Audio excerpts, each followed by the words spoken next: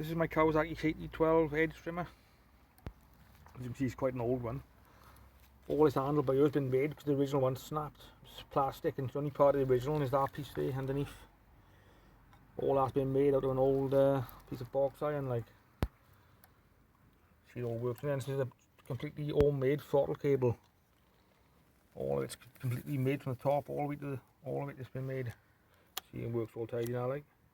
But I'm going to start him up cold now. I've been running now for 3 weeks, so I'm going to start him up from cold. So what you do, you press the primer bulb in until petrol comes up that blue pipe. As you can see, this come out the blue pipe. Choke on full.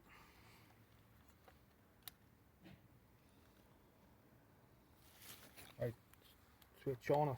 That's on, and that'll be off. So that's on now.